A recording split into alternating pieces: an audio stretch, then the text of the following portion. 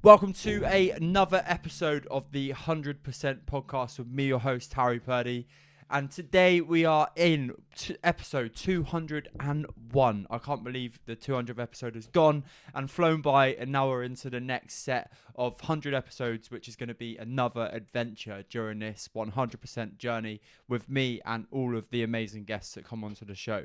Today, we're casting our eyes and minds back to episode 1 and taking you on a journey all the way through to this one, the 201st episode of the podcast. I want to teach you what I've learned behind the scenes of the mic and the camera and tell you about 20 of the lessons I've learned, and some of them are going to hurt. There's going to be 10 really positive, shiny lessons that I've learned and 10 negative ones and harsh truths from doing 200 episodes of this podcast. And it's many, I say many, and it's 2 variations over the last 4 years. I was actually looking at the Apple Podcasts page for the show, and it was like, been going since 2021. And then 199 episodes. Obviously, the 200th episode hasn't been released at this point of recording. But I just thought it was fascinating, really. All of that time and all of that effort is equated to this milestone, mini milestone, I think. Although there is that stat about a certain amount of podcasts never go, I do think that this is just sort of a mini milestone on the journey that is the 100% podcast. And I don't mean that that's... because I feel like, you know, we're going to be boundless and we're going to be some of the top podcasts in the world one day. I'd love for that to happen. Of course I would. This is a passion project that's been going for 4 years. But what it does show is it just shows me that I have been and can be consistent in some areas. And I think that's really huge and something that I can take a lot of confidence from personally.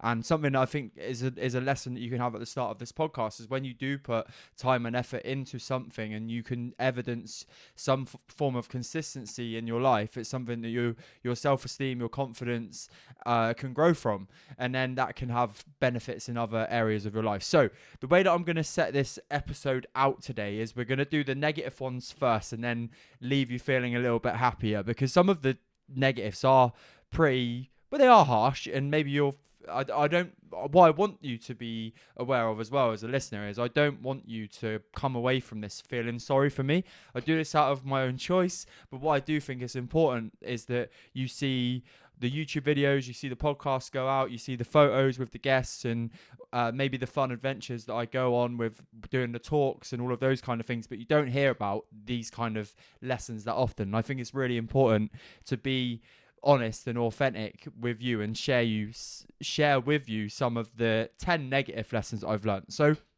without further ado, let's cast our minds back over 200 episodes and pick up on the 20 lessons. So 10 of them negative, 10 of them positive. And I have spent a good hour this morning just writing down real brief notes of what I want these to be. So number 1 in the negative column, so this is 1 of 20, but 1 of 10 in the negatives, is no one actually cares. Now, I know that sounds really, really, really intense straight away, but honestly, when it comes to YouTube and podcasting and my social media, it's only the people that have or are paying me money to be their coach that care.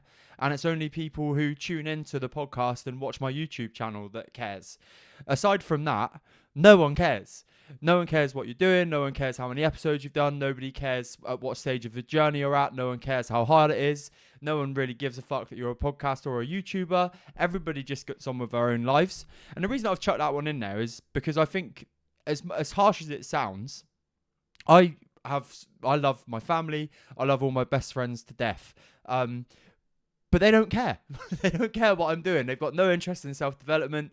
They've got no interest in listening to me ramble on about X, Y, and Z. But some randomer on the internet could pop over to watch a short or a reel of me speaking about motivation or how my journey could impact them. And they care because it's impacting them. And I think that's really important to know. And I do think that a lot of us hold back from doing something that we know we may enjoy, hold back from doing a side hustle or project or passion project because we think that other people are going to judge us, and we'll come on to that point in a bit, or like be talking about us and all of those kind of things. And they may well do that, But at the end of the day, if they're not going to watch your stuff and they're not going to support you, it doesn't really matter. They don't care at the end of the day. So that's number one. I wanted to get that one out of the way straight away. Number two is it is hard, right? Doing a podcast and hosting a podcast and booking guests for a podcast and making sure the YouTube videos are edited and uploaded and Scott has them at the right time so we can stay in tune and in line with the algorithm so we can keep uploading reels and shorts and all of those kind of things. It is difficult. It is difficult to keep going when sometimes you don't see the vanity metrics on the rise, like a poor number of views on a video or a poor number of downloads on a podcast. But that's just part and parcel of the journey, right? And relatively speaking, if we are to compare to the big number podcasts in the world, 200 episodes compared to 1,500 or 2,000 in some cases is I'm nowhere near it. So I think that's really important. But things that are hard normally are the things you get the most reward from, right? And I definitely have that, and we can come on to that when we come on to the 10 positives from today's episode. So number 3, harsh reality is this podcast has nearly hit the bin on 2 occasions. There was one at the start of this year where I was going through a little bit of personal challenge and stress and strife, and something had to give. It was nearly like a scrunch the podcast up in a ball and swish it into a bin, but we bounced back with some new authority and some new passion after a little bit of self-analysis and taking some time out to come back in. And also at the same time, when I don't remember the exact date, but same kind of thing, I had probably 4 to 8 weeks off, 1 to 2 months off in 2023 maybe, and then again the same thing, the passion reignited and we're back. And I wanted to just be honest about that, right? Sometimes with these things, when they do take a lot of time, when they do take a lot of effort, it can get you into that state of mind where you're like, fuck this, I don't want to do it. It's how we respond to that and how deep we can go in our awareness to be like, okay, why am I thinking that thought? What needs to happen right now? And what can I do to kind of chill out, not make a rash decision, and come back with a clearer head and more of a vision on what I'm actually looking for? And I can use that comparison to right now, this very moment, is that I've not felt right at all since I did the ultra. I ran the ultra with a heel injury. I spoke about that on the Ultra Marathon podcast. If you haven't seen that episode, we'll link it here. But with the ultra and the feelings after the ultra, I just feel like I haven't been able to recover properly recently. I've been getting some headaches, and I feel like my central nervous system is in a bit of the mud at the moment. I've got a shoulder injury, and again, without getting the violins out, something's had to give this week. So I've just taken myself out of the gym, out of training, focusing on what I can do, get a little bit of awareness about the situation. I've got some treatment this week as well, and taking a step back, because I know that when I reconfigure and refresh and heal and feel a little bit lighter on my feet again, when I go back into the gym, I'm going to start enjoying it a little bit more. It's kind of it's part and parcel, right? What we can do to take a step back and have a break and analysis before we go, fuck this, I'm not gonna carry on with something. And I think that's really important to use that comparison with the podcast and just ourselves as humans. But number 3, I've nearly given up two time nearly given upper. Number 4, I won't obviously go into details on this one, but some guests do let you down. Some guests will come on and they will agree to be a guest on your show, but all they'll want to do is kind of come on for some self-promotion.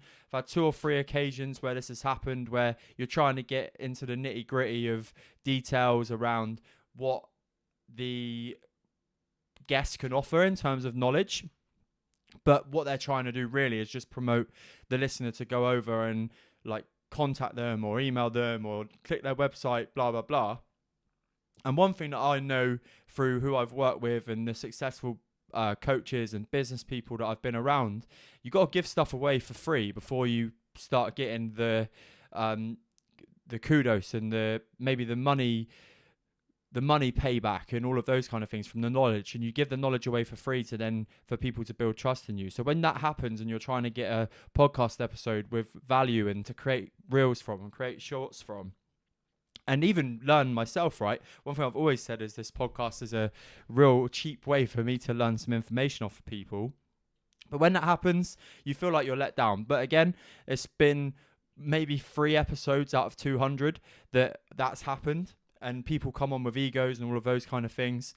But in the grand scheme of things, I've had 197 positive experiences and maybe 2-3 that haven't been that positive. So number 4 is some guests do let you down.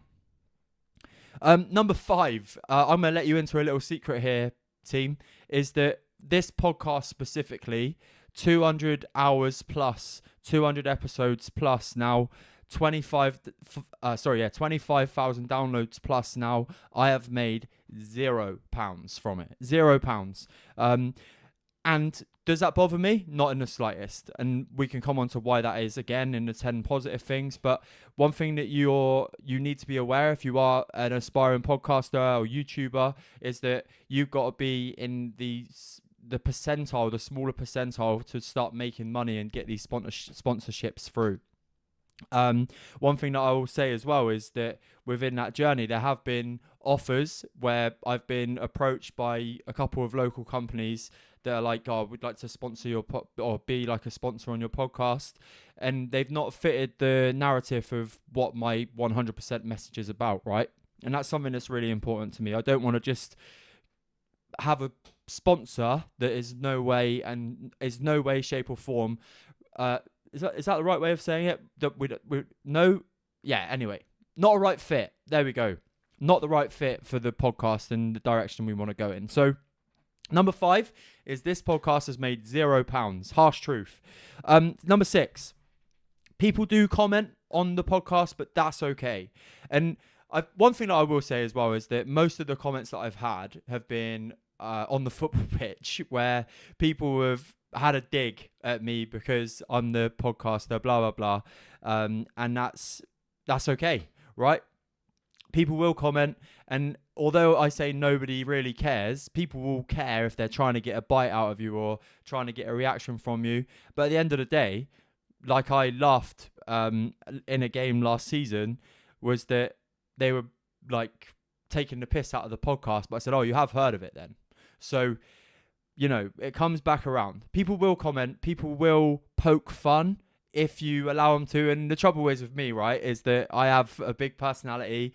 I am kind of easily identifiable by being around in local football for a long period of time now, being a bigger lad, 6'1". People know who I am in the area that I play football in. And it's an easy thing for people to fucking go at, right?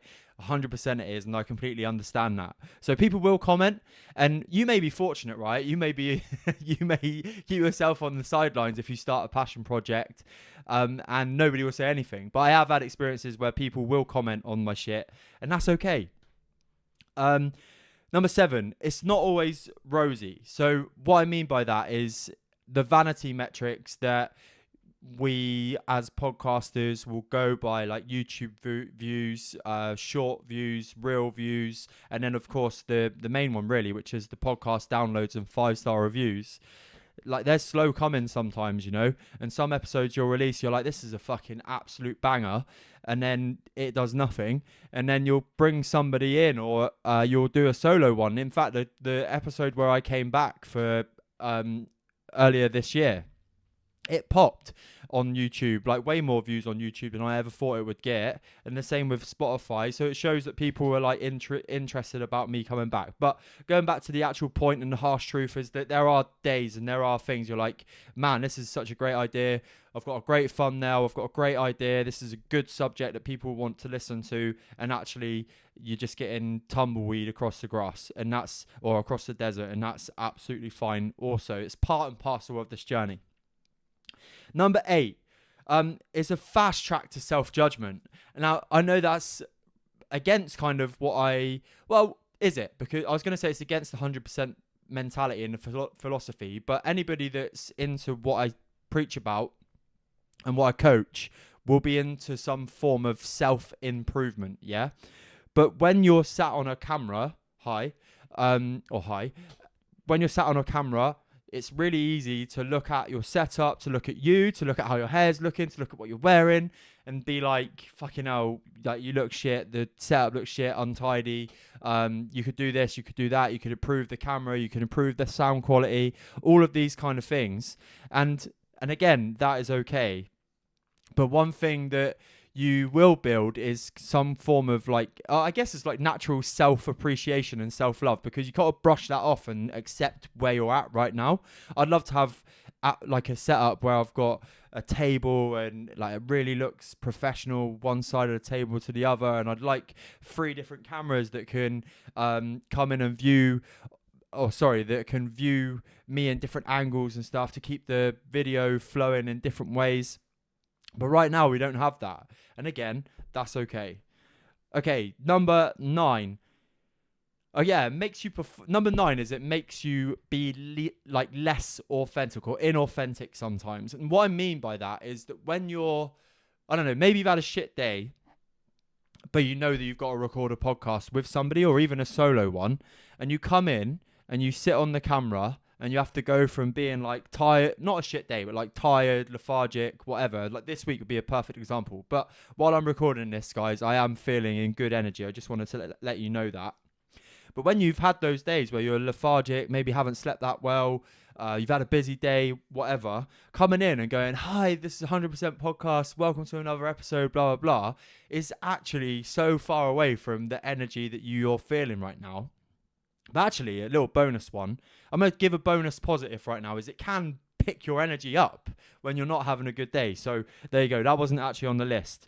But it can make you perform. It can make you come on and be a little bit inauthentically energetic or a little bit inauthentically personable, when actually right now all I could want to do is just sit downstairs and watch YouTube videos on people making money on eBay, or I don't know, look through how I can improve my Pokemon card collection or something like that. You know what I'm saying?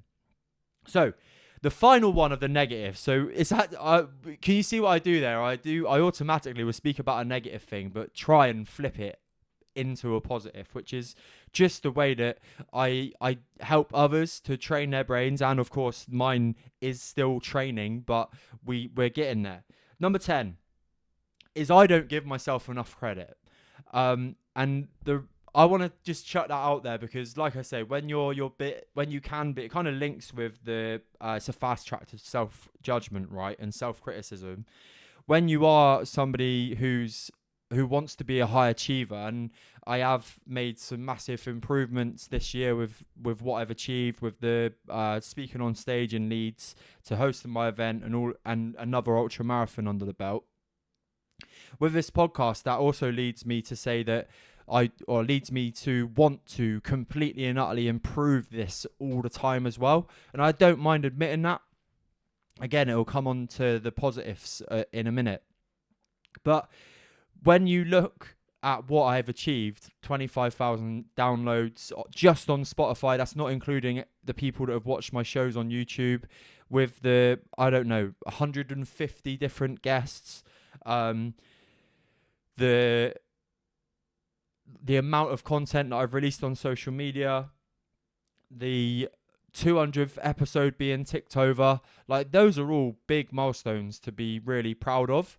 And yeah, I mean, when I do sit here and I'm critical of the setup, I'm critical of how it looks, I know that the reels sometimes can look a bit samey.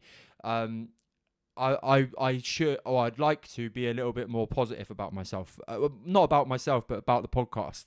But when you want to improve and when you want the best for it, it's hard not to give yourself credit. It's hard to give yourself credit when you know that there's still things that can be improved. So there we go. That is the negatives done. So let's go on to the more positive things now, shall we? So 10 positives from 200 episodes. So everybody that I've spoken to, number 1, this is everybody that I have spoken to over this 201 episodes has given me a takeaway from that episode. And whether it be those 2-3 negative people that have come on, I may have learnt something about how to deal with those kind of people in the future. And one thing that I will say is that I genuinely don't, like, anybody that I've had on locally, who has an ultra marathon story, a dance class, a coaching or they are coaches, they're going through some kind of therapy journey. Everyone that I've spoken to has taught me something. And I think that from a human perspective, a human psyche perspective, I would love I'd love you to take more notice about what you can learn from other people and take heed and take lessons from those around you. Because I think sometimes we look too far in the distance for people that we want to look for and learn from with regards to like your bigger influences, with regards to like celebrities and things like that. Whereas actually your uncle could give you the same lesson that your favorite celebrity could, And I think that's really important, is that we take that time to learn the lessons that we can learn from the people around us. So everybody has a lesson. That's number one. Number two, as much as I've spoken to you about the 10 negatives in this show, I absolutely love doing this show. I love sitting here and getting all of this stuff off of my chest. I love having a person opposite me in the chair, which is there. I love having them and getting that engagement and speaking to them about what they're doing, how they're improving, their journeys from maybe not being 100% to now being 100%. And I absolutely love it. Again, I get a kick out of it. I get my own lessons. I have learnt something from everybody. But I do want to just make you aware that I am 100% all fucking in with this podcast right now. And that's that. That's that point. I absolutely love it. Number three, the importance of connection is... or I think the connection element, the actual positive from this is I have connected with so many people. And I don't mean on like I've made contacts here and there. I mean I've got to know people on a real deep level, whether it be on Zoom, whether it be in person. These people who have shared the deepest, darkest parts of themselves now feel connected to me, and at the same time, I feel connected to them because I've given them a platform to come on. I think that's such a privileged position. If I speak about Jade Lloyd, who came on recently, just to name one guest that I have given a platform as from my privilege. Like I feel privileged to give people like that a platform to come and share their stories. I think one thing I've always had, I'm going to give myself a pat on the back here, is I've always had the ability to meet people on a level that allows them to just speak, and I can listen quite well. Even though I love to talk, I can listen quite well too. But that level of connection that I've got from this podcast has been unreal. It's such a massive positive about why I want to do it and why I want to get more face-to-face guests on the show. Okay. So linking in with that, part two of that is the actual connections that I have made. So in this point, I am making the reference to who I have met and who I have spoken to. The fact that I've spoken to an England international cricketer on the podcast is a joke. That I've spoken to Chelsea Football Club's first ever black player on the podcast, it's a joke. David Lee, Premier League, Chelsea Football Club, people like Carl Dickinson, Nathan Smith, Matt Worthington, Charlie Wakefield, Frank Noble, all of these people who I know now that if I was to drop a message and be like, can you help, like maybe not help me with certain things, but like just have a chat with, they're probably going to reply to me. And that's pretty cool, to have made that impact for them and also know that their experience with the show was a good one. Okay. Number 5 is it's made me wiser. This is a long one, apologies. Made me wiser and given me knowledge in areas I didn't know I needed. Now, this is because I've had guests on that have had some real dark, deep stories with drugs, with grief. That's the word I'm looking for. That have given me lessons in areas that I didn't know I needed. In terms of grief, in terms of real dark challenges with drugs and all of those kind of things. And actually, having those lessons gives me, again, like maybe a one step up into how to deal with those things if I ever need to dive into that box of knowledge that I'm getting from this podcast. So having areas and giving people platforms to share those stories has now given me a boost as well with regards to the knowledge that I have in those areas. Number 6, it's helped me with feeling the fear and getting over it. And what I mean by this is, when we've launched the videos, when we've launched the YouTube, when we've really chucked myself out there from a keynote speaker to the event, all of these kind of things that link in with the podcast and 100% podcast has made me think, oh shit, what about if this, that, and the other? But I've had to do it anyway. Otherwise, the mission is failed, isn't it? Straight away. But with regards to that, when you have to beat a fear by just doing the thing anyway, the fear kind of eludes itself. And sitting here now, when I did my first ever episode of 100% with Harry, I was kind of a bit all over the place. But now I can plan them, I can talk about them. I do have brain farts every now and again where I forget a word or whatever. But right now, because I've felt the fear of doing these solo episodes, and now I've done, I don't know, at least 20 of them, maybe 15 to 20 of them, I now have a little bit more experience. So getting over that fear has given me a lesson. So that's number 6. Number 7 is the one-to-one in-person episodes are next level. And when I have a guest here sat opposite me, I think from a ego perspective, having the ability to have this set up in my study, in my office, is class. Like, I absolutely love it. But having the ability, it links back to connection again, and having that, seeing the humor and the timings of the conversation, and seeing like people's faces light up when you ask them or give them a compliment or ask them a good question. That's really cool. And the one-to-one element is something that I know I spoke about when I bounced back with the podcast this year, is the thing that I want to niche down in. So if you are sticking with me for this episode right now, and you know somebody in the southwest of England that wants to or can offer some insights and lessons on this podcast, send them my way, because there is a seat opposite and a monster or coffee in hand for them, and we can record a really good episode. So yeah, the one-to-one episodes are genuinely legit, and they light me up. That again links back to why I still love it. Number 6, 7, 8, 9, 10. So we're on 8. Yeah, we're on 8. 1, 2, 3, 4, 5, 6, 7, 8, 9, 10. Yeah, 8. A name. We're dropping a name for number 8. Rob McGary. Rob McGary is a positive about this show. 20 episodes the guy's done with me now. And we vary from really serious subjects like suicide and depression, and how people can improve their mood, how people can improve their lives, how people can grow some form of purpose, to the least serious episodes like Christmas dinners, like aliens, like conspiracy theories, like who runs the world, like the Epstein list, and all of those wacky subjects that we can speak about. And I know that soon we'll be doing an episode on AI as well. But what a fucking bloke. And when I speak about connection and the connects I've made, this guy is one of the my faves. I know I can rely on him. If I've not had a booking for a while, he'll step up to the plate and deliver some absolute bombs and knowledge and wisdom. And I really admire the guy. Rob, personal thank you to you, mate. You're an absolute star, and you are equal to 10% of this podcast, mate, with the episodes that you've done. So thank you so much. Number 9, linking these to the last 2, and I think they suit the way the episode's going. But I'm still seeing growth still.